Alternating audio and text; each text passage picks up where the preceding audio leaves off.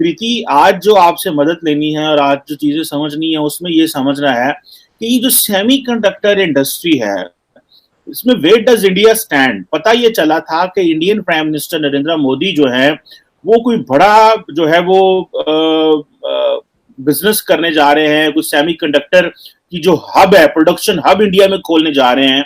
और सुनने में आ रहा है कि वो गवर्नमेंट जो है वो $10 बिलियन के इंसेंटिव दे रही है ताकि जो ग्लोबल चिप मेकर्स है उनको अट्रैक्ट कर सके।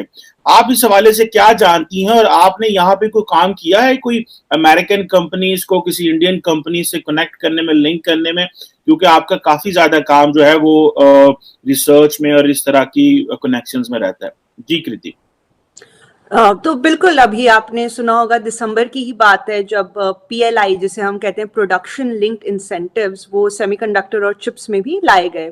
तो PLI वैसे कोई काफी अलग सेक्टर्स में भी है, करीबन 14 PLI अभी इंडिया में है। और इसमें पूरा जो थिंकिंग यही रहती है कि अगर कोई भी प्रोड्यूसर है, मैन्युफैक्चरर है, उसे अगर वो कोई चीज मैन्युफैक्चर प्रोड्यूस कर रहा है तो गवर्नमेंट उसे इंसेंटिव्स देती है। और ये ऐसी जगह में भी स्ट्रेटेजिकली किया गया है जहां पे बहुत जरूरत है इंडस्ट्री को आगे बढ़ाने की। अब जैसे आप चिप्स देख लें, इंडिया जो है अभी चिप डिजाइनिंग में तो इंडिया काफी काम कर रहा है, लेकिन वो एक आउटसोर्स तरीके से कर रहा है। तो एक थोड़ा सा अगर मैं आपको पृष्ठभूमि थोड़ी चिप मैन्युफैक्चरिंग की पहले हम लोग बात कर लें, फिर इंडिया की बात करेंगे। तो जैसे चिप मैन्युफैक्चरिंग जब होती है तो उसमें 3 स्टेजेस होते हैं। एक होता है चिप डिजाइनिंग, जो कि ज्यादातर US, नेदरलैंड्स ऐसे एकदम डेवलप्ड कंट्रीज कर रहे हैं। फिर होता है चिप मैन्युफैक्चरिंग, जो जैसे कि आपको पता ही होगा ताइवान, चाइना, यहाँ सब हो रहा है, जहाँ पे जो एक टेक्निकल नो हाउ भी है और एक तरीके की आपको चीप लेबर भी मिलता है। और फिर तीसरी चीज हो जाती है आपकी, जो आप असेंबली, टेस्टिंग, कंट्रोल ये सब करते हैं, जो ज्यादातर जैसे कि मलेशिया, सिंगापुर यहाँ पे होता है, जहाँ पे आपको थोड़ी बहुत उतनी स्किल्ड लेबर की जरूरत नहीं पड़ती। तो इंडिया का अभी जैसे इंटेल हो गए, ये सब कंपनीज हो गए, इन लोगों ने आउटसोर्स किया हुआ है चिप डिजाइनिंग इंडिया में, क्योंकि आपको हर किसी को पता है सबसे बेस्ट कोडर्स और काफी लो रेट्स में आपको इंडिया में मिल जाते हैं।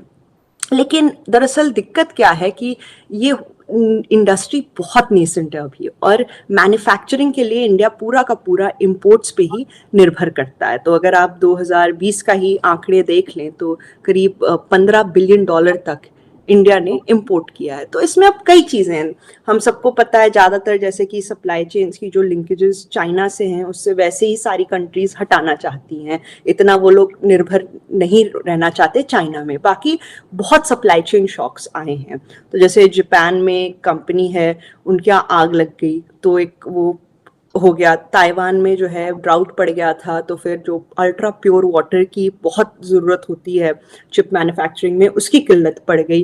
तो ऐसी कई चीज़ें होती रही ताइवान, जापान, चाइना, इन सब जगह पे, जिससे आपको एक बहुत बड़ा शॉक मिल गया पूरी की पूरी मैन्युफैक्चरिंग को।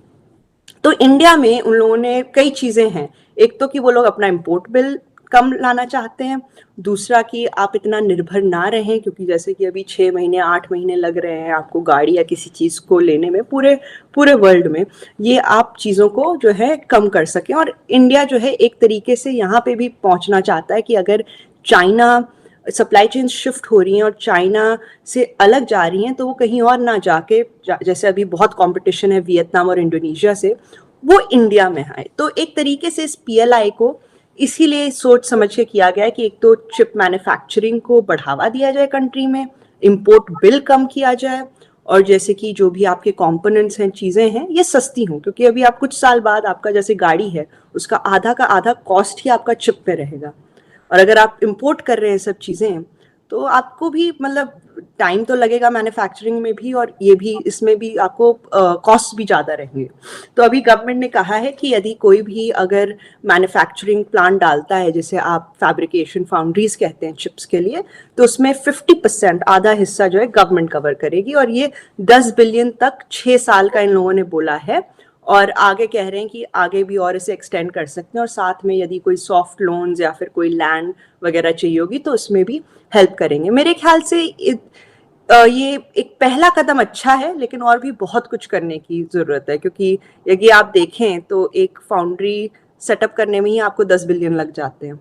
तो मेरे हिसाब से कह रहे हैं कि शायद छोटी मैन्युफैक्चरिंग यूनिट्स आप सेटअप कर पाएं 1 बिलियन तक की, लेकिन फिर भी मेरे ख्याल में एक अच्छा स्टेप कदम है, लेकिन फिर भी एक पहला कदम ही है इस डायरेक्शन में। है जैसे कि आप सबको पता है कि इस्राइल और यूएई के दरमियान सेमीकंडक्टर कंपनीज जो हैं वो ज्वाइंट वेंचर करने जा रही हैं और वो इंडिया के कर्नाटका में सेमीकंडक्टर प्लांट चिप्स जो हैं उनका प्लांट लगाने जा रही हैं। एक बहुत बड़ी अचीवमेंट है जिससे बहुत ज़्यादा जॉब्स जो हैं जनरेट होंगी। बहुत बड़ी अचीवमेंट है और ये सिर्फ इसलिए पॉसिबल हो सका कि इंडिया की गवर्नमेंट जो है उन्होंने PLI scheme, product link incentive जो है मुतारिफ करवाई सेमीकंडक्टर में। बहुत अरसा पहले नरेंद्र मोदी जी की गवर्नमेंट ने मोबाइल मैन्युफैक्चरिंग में PLI स्कीम मुतारिफ करवाई थी। उसके बाद इंडिया का जो मोबाइल मैन्युफैक्चरिंग सेक्टर है वो पहले रैंक पर स्टैंड कर रहा है आज की डेट में, और आने वाले टाइम में ये लग रहा है सेमीकंडक्टर की फील्ड में भी इंडिया जो है पहली रैंक पर स्टैंड करता हुआ नजर आ रहा है मैन्युफैक्चरिंग के मामले में।